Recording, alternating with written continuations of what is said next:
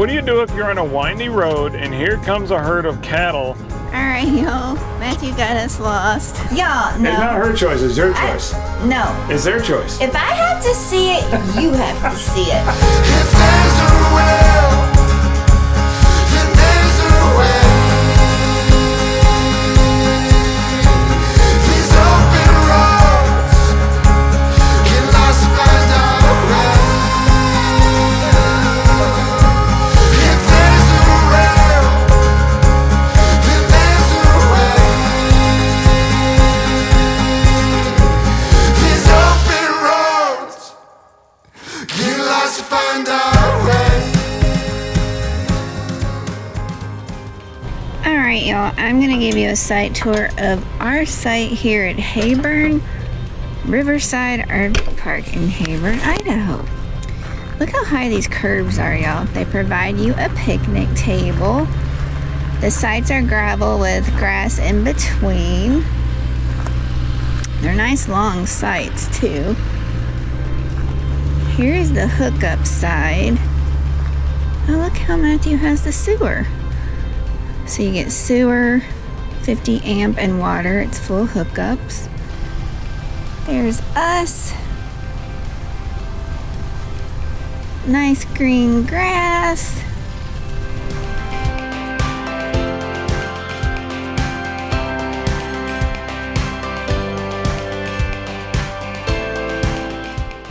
Alright, y'all, we're at Edith's Cafe in, it's either Burley, Idaho or Reborn, Idaho. It's right on the border. Matthew got a cheeseburger.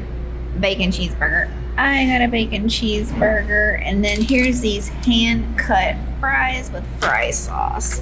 All natural fries, cut fries, are so much better than the junk you get at the fast food places. These are good. And I don't know if y'all can notice, but the truck is making an appearance right behind Matthew's head. Alright, y'all, it's everybody's favorite game. Will BDR find boondocking? We don't have the best track record, so I hope we do. We got a lot of places to look at, and it's what, an hour and 1 minute. 1 hour and 1 minute away from here, so no second chances. We got to find it or not. Right. Alright, y'all, that's the road we need to go in through the cattle guard, and you see the cows coming down the road, and it's a windy road to get down there. We saw an RV and they haven't come through yet, so we're waiting here. We're trying to decide what to do here. Do we want to chance it and go around the lake with the RV, which obviously we're unattached right now, or do we want to just say there's a lot of other spots out here, call this plan F, and look at something else? So we're leaving. Yes. Alright, y'all, there's a cattle herd coming.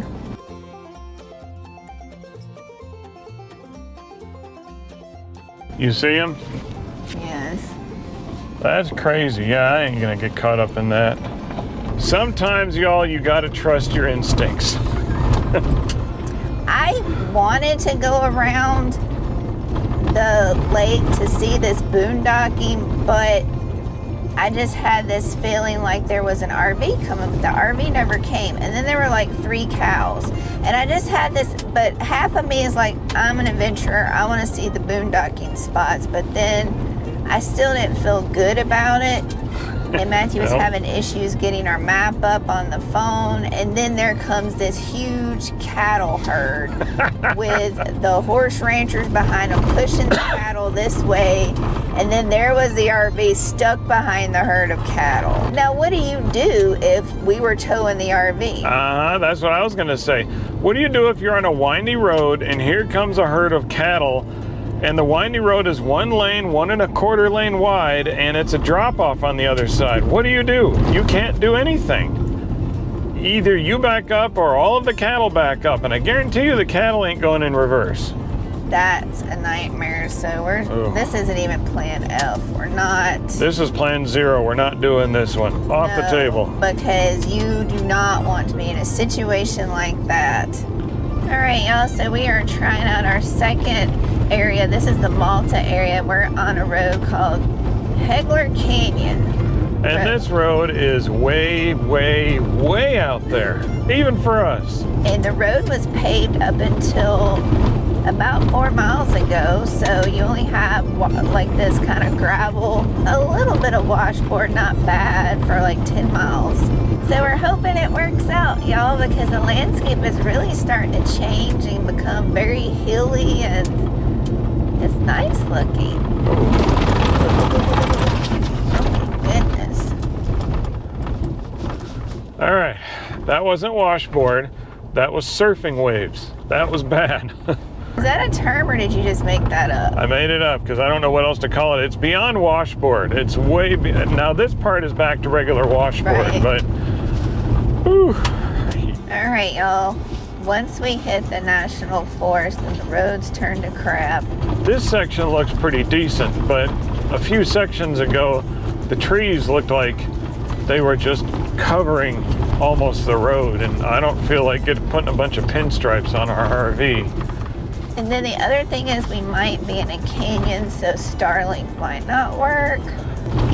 So we're probably gonna look for a place to turn around. It says we got 3 miles at least to the coordinates. All right, y'all, Matthew made a decision. We didn't go. We had 2 more miles left, and he said the road's just too bad. We turned around at the first sheep herd that we found, and yes, I said that right, a Yes. sheep herd. Mm-hmm. So now we're going down an ATV trail with the truck in order to get back. All right, y'all, we're headed to Milner Recreation Area, and we'll see if we can find something out here. Oh, they got 2 campers parked in one spot there. Oh, this is a BLM? I don't know. Is that a spot right there? No. These trees are too low anyways. Don't matter. Why does it say it's an 11-foot bridge ahead? I don't know. Yeah, they have $15 fee here too, so I wonder if there's some camping here before you get to the bridge. I'm thinking the recreation area is on the other side of the bridge. Yep. Oh wow, y'all, could you imagine bringing your RV through here? I feel like we're in Needles Highway again. Oh my goodness. Nope. Alright, no boondocking in here. Hey y'all, Hello. we are back in the RV and we made a decision. The decision was to either stay here a week if they would let us extend, or 2 weeks, because we wanted some more time to we don't like to move every weekend because we work full time, and scouting out these boondockings, it takes an explorer day away from us where we don't get to have any adventures and we don't get to show y'all anything but us trying to find boondocking. And then the other day is a work day, you know, to do BDR and get caught up on stuff and find our next place to go. And so we really didn't want to stay a week. We wanted to stay 2 weeks, but 2 weeks was a lot more money than just extending for 5 more days. So Matthew called the RV park. And they were gracious enough to rearrange their schedule so only one person has to be inconvenienced by, and they're not really inconvenienced because they're not here yet. Right. So they're going to be moved from the site we're on, which is site 17, to a different site. Right. And we get to stay here till Saturday morning, and they were firm, check out by 11 a.m. And I said, unless we're boondocking, we're actually pretty good about checking out on time. We've never been late. We didn't put the RV back together because we were going to be leaving tomorrow to do boondocking. So these are our pictures. We collect water and stuff when we boondock, and we're very prepared when we boondock. So our RV is in disarray. All right, y'all, we're gonna let y'all go because we have to get the RV back together for a week. All right, y'all, this RV is a wreck. I'm in the middle of trying to put my fall decorations up. We're only gonna be here a week, but one thing that we have had for a month and we have not put it up yet is this Zevo flying insect trap. We are not sponsored by them. I don't even know how we found out about it. Might have saw it on someone else showed it on Facebook, and we're tired of these gnats and flies flying around. So we're finally gonna put it up, but the question is, where's it gonna go? Because I have my little, And what does it look like? I'm getting it out. Sean's trying not to say that we're lazy, but you know, Ooh, Oh no, I almost busted it. we haven't even used it. And you're gonna break it? Come on. Get that on film, did you? Shh, it's our secret. Y'all, I don't know how this works. I'm guessing since it says pull here, then I pull here. Famous last words. Yeah. Question is, where is it gonna go? Hang on. So don't stick this to your face. I'm thinking it should go right here by the trash. Is it not fitting? It barely fits in there. It's blue! How cool! I am not looking forward to seeing what's going to be on the back of that thing, but I don't know if this is going to be on the same episode or not. So just in case it's not on the same episode, put in the comments below. And I mean this. Do you want to see the results of this? If you absolutely overwhelmingly, if y'all don't want to see what gets caught in this, we won't show you. But if you do want to see it, then we'll show you how well it works, if it works. Honestly, we're not holding anything back. We just plugged it in. You saw it. We've never used it. We've never been around anybody who's used it. So you're in charge. You tell us, do you want to see the results or do you want us to just summarize them for you and keep the gory wings and stuff away? y'all, no. It's not her choice. It's your choice. No. It's their choice. If I have to see it, you have to see it. We're showing it in its guts and glory. Listen, y'all, just put in the comments below. Put in the Y'all comments below. seeing it?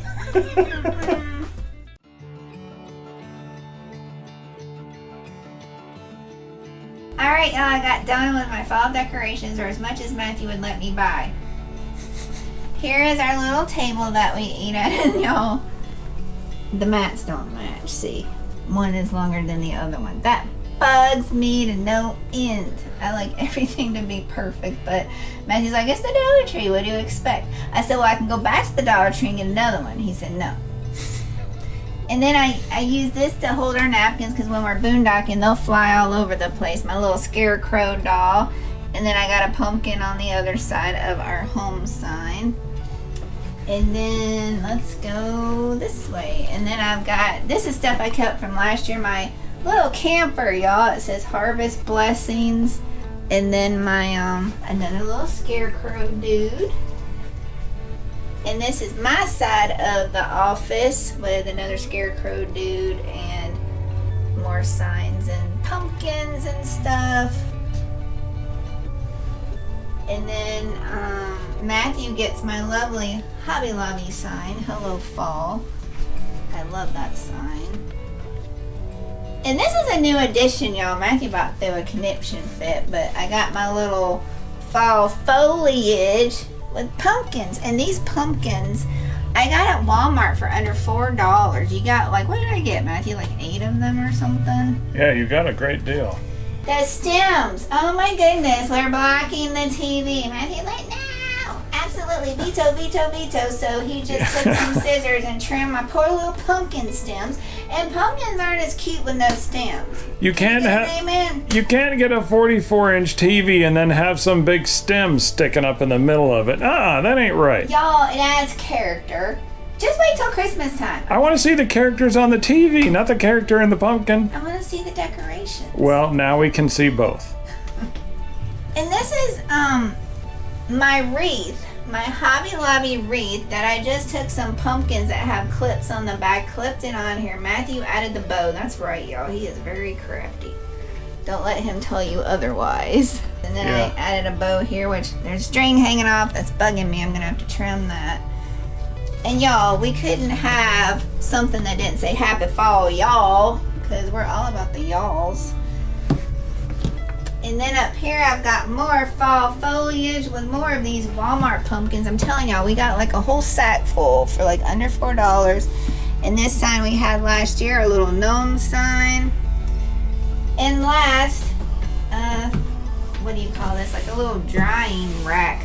It's not a rack, but a drying mat. Yeah. Yeah, that kind of blends in everything. So that is my fall decorations for 2023, and all of them came from the Dollar Tree, except that Hello Fall sign came from the Hobby Lobby. Everything else, and the pumpkins came from Walmart, but everything's really cheap, and you can really make it festive.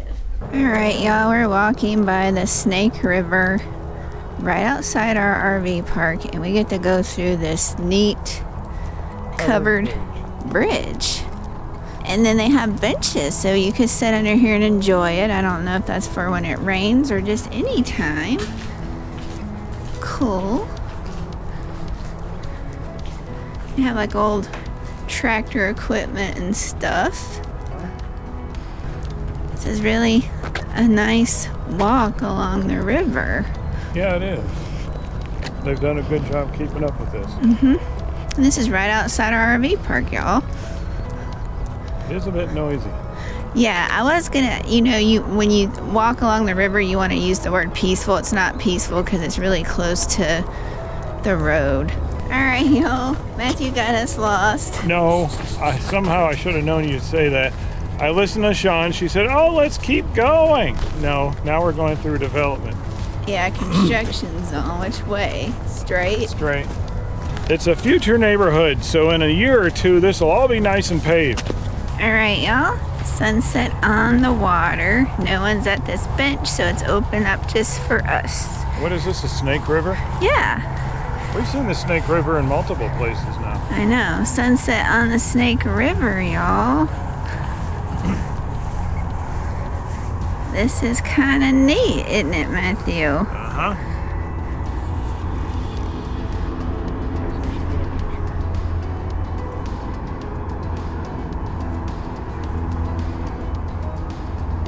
Hey y'all, it's after supper and we're literally in a cemetery across from the RV park. And as most of y'all know by now, we like looking through cemeteries. We like seeing the legacies that people leave behind, and it's historical and we enjoy it. So we found this one and we thought, well, that's a nice one. It kind of shows some of what was important to them. But then I looked down here at my feet. Look at this, y'all. Handprints of what I'm guessing are adult children, but then wait till we get to the other side. Look at this. I'm only guessing this is the grandchildren. That's a little tiny foot. Oh, it's a footprint instead of a handprint. Isn't that really sweet, y'all? Their family leaves their legacy along with them because that's what was important to them. That's who was important to these people when they passed. That's really sweet.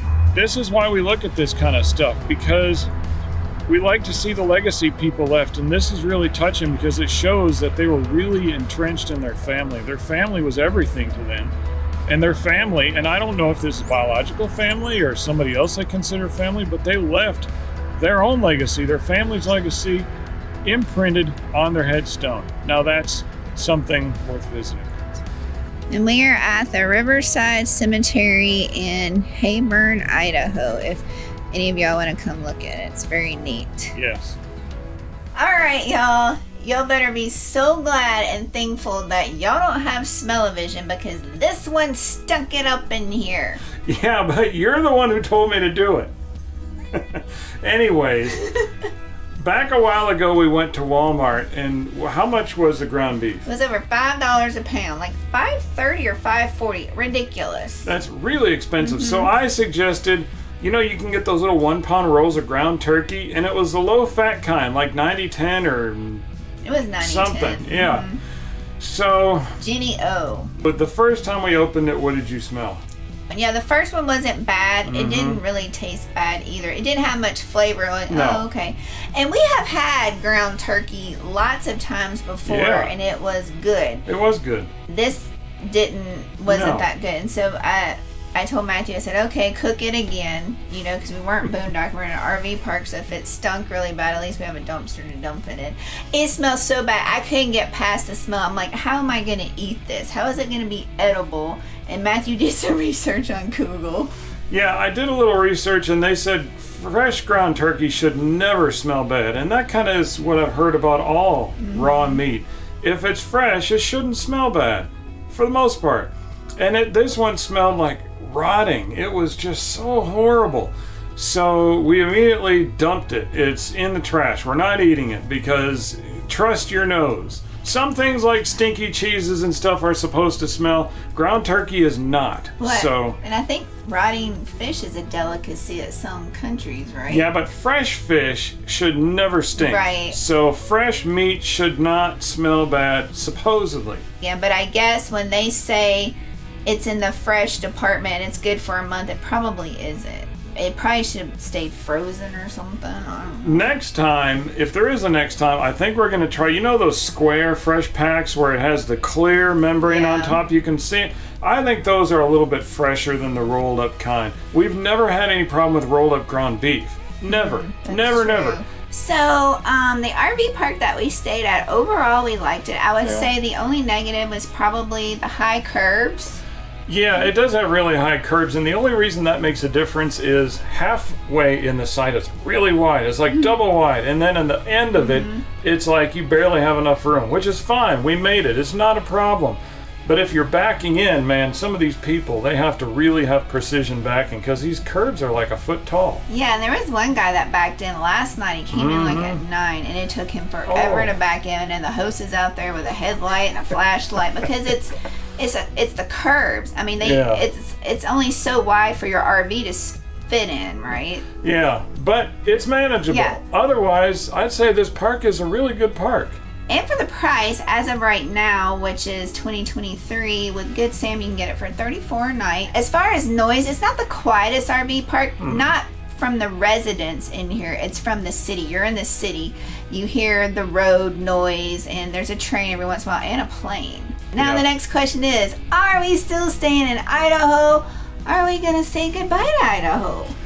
And we're not telling you because you got to stick around to the next time. That's something to keep you coming back. You know what? He doesn't give away any secrets, but can y'all tell in our face, are we leaving or are we going?